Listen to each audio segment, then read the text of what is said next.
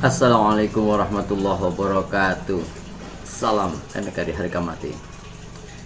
Terus ngopi lur, ngopi DC. Bismillah. Alhamdulillah. Esok-esok ini kita akan mendengarkan satu jawaban yang cerdas dan mencengangkan dan sekaligus memantapkan hati kita. Jawaban atas pertanyaan para sepuh terhadap Gus Islah ini. Ibnu Abu Bakar adalah termasuk salah satu orang yang terlibat dalam pembunuhan Sayyidina Utsman itu saya cuma minta yang pertama jangan sering disampaikan di forum-forum umum karena banyak orang yang tidak paham sehingga timbul fitnah.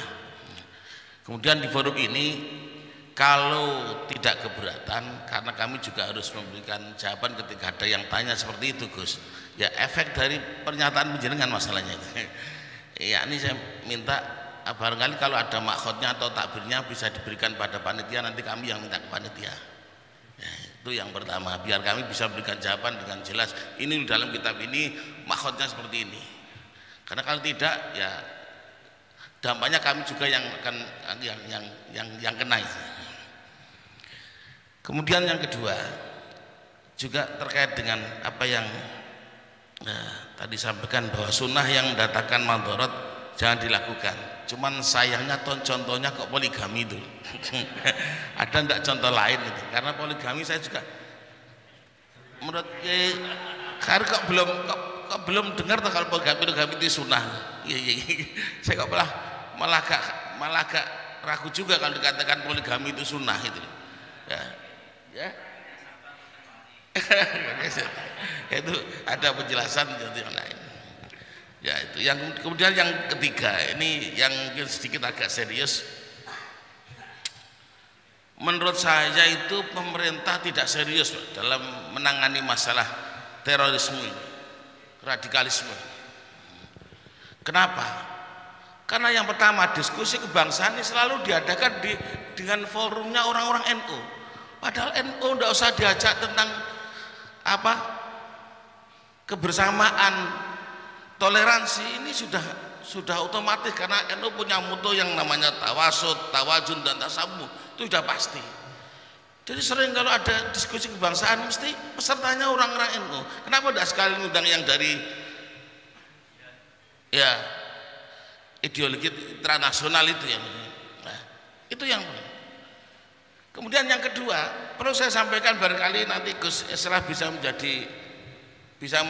memediasinya, menjadi mediatornya, bahwa ideologi umat Islam transnasional itu besar karena dibiayai pemerintah. Ini sudah pernah saya katakan, saya sampaikan pada Polda Jawa Tengah. Kenapa saya mengatakan seperti itu? Sekarang ini pondok-pondok pesantren, terutama yang salaf, yang tidak mengadakan pendidikan formal, yang dari pondok-pondoknya orang NU, sing betul-betul pondok salaf murni, itu nyaris tidak bisa menerima bantuan apapun, karena bantuan dari pemerintah yang lewat Kementerian Agama semua berbasis IT. Dan itu yang menguasai mereka, pondok-pondok pesantren yang non NU lah. Saya tidak katakan siapa non NU, karena terus terang mereka yang lebih mahir daripada kita. Loh, kalau kiai-kiai NU kiai sepuh itu jangankan tentang IT, HP ini mboten ngerti kok. Ya termasuk nanti kiai sepuh termasuk disukani santri, sukani HP kali santri ini. Yai niki wonten awal-awal wonten HP ini. Yai niki wonten HP, yai sebatas sakit komunikasi. Ya jajal uripno, duripke delalah mboten wonten sinyale. Terus matur santri, Kiai mboten sakit buku mboten wonten sinyale. Kiai ini jawab, kenapa tuku HP kok ora sak sinyale? Lho Kiai ini saking mboten ngerti ini niku. Ketika HP itu tidak bisa nyala, santri kodong niki mboten wonten sinyal Pak Yai. Kiai ini jawab, lho ngapa tuku HP kok ora sisan sak sinyale? Saking orang ngerti ini, loh kok ngurusi jelas tidak mungkin bisa. Lah itu nyata Pak. Karena kebetulan saya juga ikut di FKPB Pak. Itu yang sering dapat bantuan. Itu ya teman pondok pesantren yang jujur, yang tahu tentang IT, dan memang mereka lebih menguasai daripada kita. Pelajaran ini mengkui kono kan orang melangki kitab kuning. Dan yang lebih lagi Pak, pondok pesantren khususnya dalam bidang pondok tahfidz ada bantuan BOS Pak, tapi untuk pondok pesantren yang tahfidzul Quran. Dan ini yang bisa mendapatkan adalah pondok-pondok pesantren yang siswanya memang menghafal Quran dan tidak menyelenggarakan pendidikan formal, yang justru dia hanya mengadakan pendidikan paket aja dikdas. Itu yang dapat bantuan Pak. Ya saya kira di tempat lain saluran negeri juga sama. Oleh karena itu, nah ini bagaimana kalau sering dikatakan di mana-mana supaya kita anti teroris, tapi nyatanya justru pondok-pondok pesantren yang dikelola oleh mereka itu perkembangannya cepat kan Bang, dibiayai dari pemerintah. Saya kira itu barangkali yang terakhir itu sangat saya tunggu jawabannya dan realisasinya, supaya tidak hanya pondok-pondok tertentu yang dapat bantuan, tapi bisa terutama pondok-pondok sepuh sing wis pondok cilik melarat sak kiai ini itu bantuan. Matur nuwun ngapunten. Assalamualaikum warahmatullahi wabarakatuh. Waalaikumsalam warahmatullahi wabarakatuh. Pak Yusufudin, langsung mau nih Gus Islam. Ya, langsung dulu. Saya kadang-kadang lupa mau jawab apa, pertanyaannya lupa. Jadi mohon maaf Kiai. Jadi satu-satu mungkin memang banyak sekali pertanyaan seperti itu. Kenapa sih kok orang-orang seperti NU aja yang diberikan materi seperti ini, kok enggak ke orang-orang yang merah lah gitu. Orang yang merah kita garap juga Pak Kiai. Tapi kalau orang yang merah ini di sini ini laras panjang dua-duanya. Pasti saya pernah dikejar pisau di sekitar Bima. Jadi di daerah-daerah itu memang memerlukan treatment khusus. Tapi persoalannya mengapa kita harus menyasar orang-orang Nahdien yang memang udah jelas-jelas cinta negara ini? Karena kita harus membuat toliah. Kiai. Toliah itu adalah kesatuan elit kelompok-kelompok yang harus menyuarakan ini kepada kalangan Nahdien lain atau non Nahdien atau kelompok Nahdien kultural. Kalau enggak, kita enggak punya benteng. Mohon maaf, saya bukannya ingin gibah organisasi lain. Ada salah satu organisasi di Indonesia yang betul-betul sudah terbelah dan terjajah oleh ajaran-ajaran ideologi transnasional, terutama Wahabi, sehingga tangkapan teroris yang ditangkap oleh Densus banyak dari organisasi ini. Kita tidak mau. NU juga mengalami hal yang sama. Satu, ada tangkapan teroris di Dharmasraya di Sumatera Barat. Dia mantan pengurus PCNU. Yang terpapar ajaran ini, lalu dia menjadi takfir, lalu dia bergabung dengan kelompok teror dan ditangkap 4 bulan yang lalu. Sedih saya. Sebelumnya hanya organisasi ini yang kadang-kadang terpapar lalu dia ikut. Tapi ada satu orang NU yang ikut ajaran ini. Ini sudah bahaya. Karena apa? Karena kalau di Densus sendiri, di Densus 88 sendiri, karena kebetulan saya melekat dengan Densus untuk memberikan pencegahan-pencegahan ekstrim terhadap masyarakat. Saya ini penyuluh lah kurang lebih seperti itu. Saya menganggap bahwa satu-satunya patron yang paling utama di negara ini hanya Nahdlatul Ulama. Kalau Nahdlatul Ulama ini kemudian keropos, rapuh, berhasil digerus oleh mereka, selesai kita. Kami di sini bukan sebenarnya ingin memberikan materi kepada para kiai, para bapak, para ibu sekalian di sini, bukan. Kita minta apa yang disuarakan ini proklamasi secara bersama-sama, lalu kemudian disuarakan kepada Nahdien yang lain. Kita menjadi toliah karena mereka juga bergeraknya sama. Mereka membentuk kelompok-kelompok kecil yang kemudian dikerahkan ke tengah masyarakat, nyamar-nyamar jadi guru ngaji, jadi imam masjid, jadi pengurus masjid, jadi anggota takmir, sebagainya, sehingga akhirnya satu masjid bisa dikuasai. Ini kan persoalan kita hari ini. Masjid-masjid NU saja sudah direbut satu persatu oleh kelompok ini, dan akhirnya menjadi eksklusif. Ketika mau direbut kembali susah, Pak, karena mereka sudah bertahun-tahun mengelola ini. Kalau kita mau berbicara tentang kelompok radikal, ini saya satukan jawabannya Pak Kiai dari semua poin tadi. Kita ini betul-betul menjalani suatu hal yang sangat tragis dalam dunia politik kita ketika masa pemerintahan Pak SBY selama 10 tahun.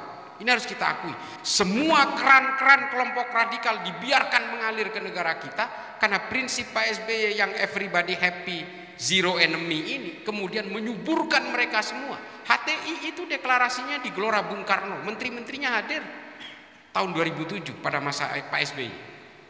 Kelompok Wahabi Salafi kemudian membentuk enklav-enklav dan firqah-firqah. HTI bergerak di kampus-kampus dengan leluasa. Karena semua ingin dijadikan mesin politik oleh Pak SBY. Saya harus jujur ini. Saya bukan berarti pro Jokowi, pro mana, enggak. Ini fakta yang ada di negara kita. Semua direkrut, semua dijadikan mesin-mesin politik. Coba Habib Rizik ditangkap supaya FPI-nya dikuasai, dan betul akhirnya dikuasai. Semua dijadikan mainan-mainan politik, political toys. Dan akhirnya apa hari ini? Semua sudah menjadi hutan lebat dan kita kewalahan untuk membabatnya. Semua sudah berurat akar menjadi rumah-rumah tahfidz, menjadi sekolah-sekolah Islam terpadu dan sebagainya. Ini semua berdirinya pada zaman itu, ma'had-ma'had yang kemudian mengatasnamakan ulama ajaran-ajaran salaf, tapi kemudian sebenarnya mereka diajarkan untuk supaya semua produknya menjadi orang-orang yang menggunting dalam lipatan. Kita dari para penegak hukum, bukan kita, saya bukan polisi, bukan, tapi saya bekerja dengan mereka untuk memberikan penyuluhan seperti ini. Ini kan menjadi persoalan adalah banyak sekali aturan-aturan yang harus dipegang. Contoh, Dr. Sunardi kemarin di Sukoharjo. Ini kan diintainya berbulan-bulan ini, dan dia pinter, selalu keluar pakai ambulan. Dia tahu Densus nggak boleh nangkep kalau di dalam ambulan, karena dia dokter. Nggak boleh nangkep di depan pasiennya. Densus nggak boleh nangkep di depan keluarganya. Sehingga ada satu kesempatan dia keluar nggak pakai ambulan, dicegat di jalan, dia berontak, akhirnya dibawa kabur itu anggota Densus, selesai di situ. Akhirnya tindakan represif dilakukan. Nah, pekerjaan-pekerjaan seperti ini yang kemudian menjadi obstacle, menjadi hambatan bagi kita semua. Halo? Nah, teman-teman NU di sini harus bisa membentengi NU dari paham-paham seperti ini, karena paham-paham seperti ini tidak hanya menyasar orang melarat, dia juga menyasar orang kaya, bukan hanya menyasar orang bodoh, dia juga menyasar orang pinter. Makanya saya bertujuan memberikan halakoh ini kepada teman-teman NU supaya kita punya benteng dan teman-teman NU menjadi toliah untuk menularkan pemikiran-pemikiran ini kepada yang lain. Di tempat konflik saya datangi, saya dikatakan, ya mohon maaf, saya bukannya bangga dengan ini, saya dikatakan paling berani Pak Kiai. Gak ada yang mau masuk ke daerah konflik kecuali saya. Ke daerah-daerah seperti Bima, Dompu dan sebagainya udah saya datangi semua. Apalagi Poso, Tojo Una, Ampana udah saya datangi. Di Ambon semua sudah saya datangi daerah konflik.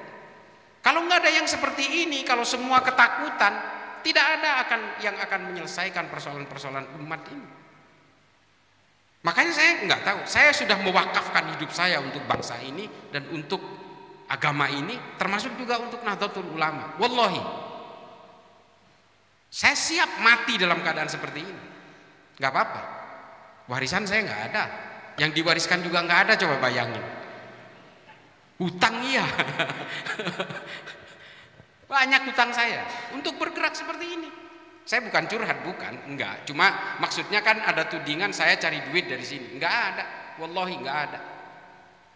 Tapi saya ingin betul-betul menyelamatkan supaya Nahdlatul Ulama ini tetap menjadi panji utama di sini. Karena kita percaya Nahdlatul Ulama sebagai patron untuk dijadikan sebagai toliah bagi berbagai gerakan-gerakan kebangsaan yang berbasis Bhinneka Tunggal Ika, Pancasila dan sebagainya ini. Kalau organisasi lain Alhamdulillah sekarang teman-teman di Muhammadiyah sudah sepakat sami'na wa ta'na, sudah mengakui bahwa oke, Pancasila kita perjuangkan supaya jangan sampai tumbang.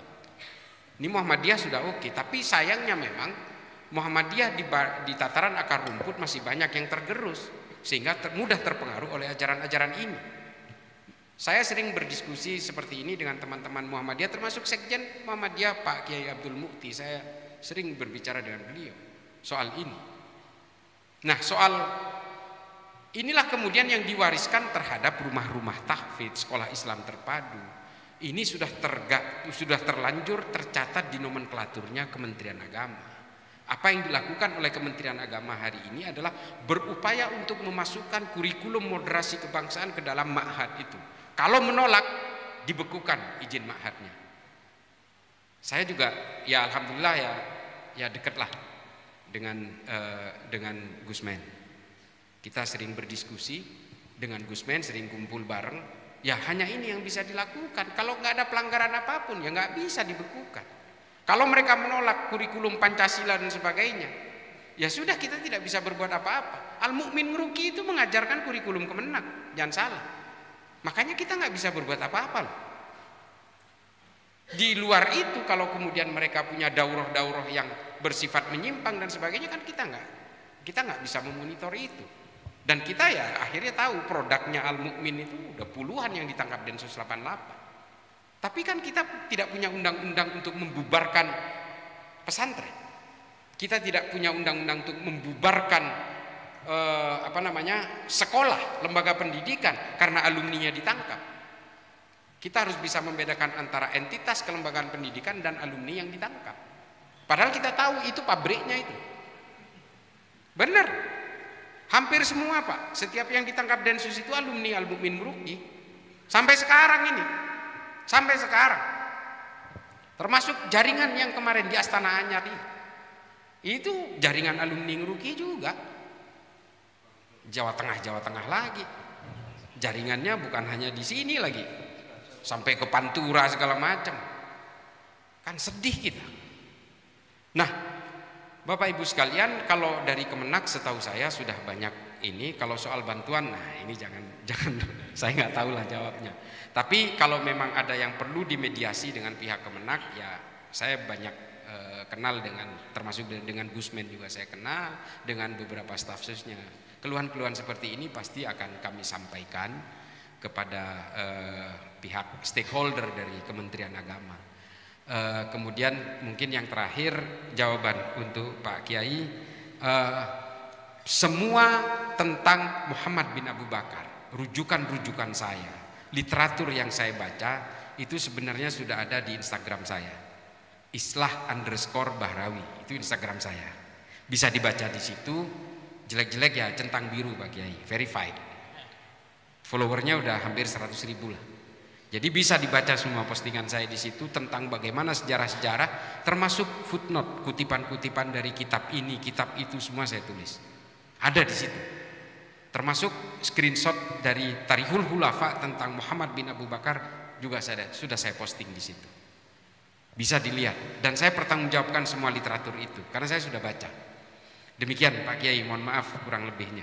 Silakan. Terkait dengan gerakan radikalisme dan intoleran di Republik ini.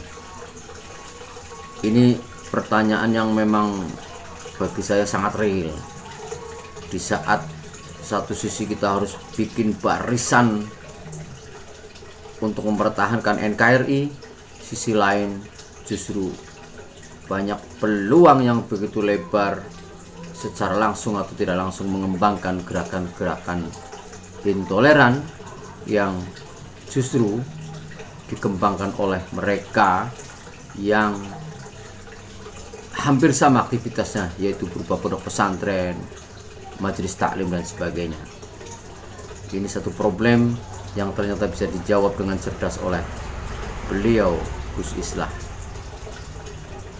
Semoga Gus Islah selalu sehat, semangat, dan beliau betul-betul sudah mengabdikan dirinya, menginfakkan dirinya, subhanallah, demi NKRI, demi Nahdlatul Ulama. Assalamualaikum warahmatullahi wabarakatuh.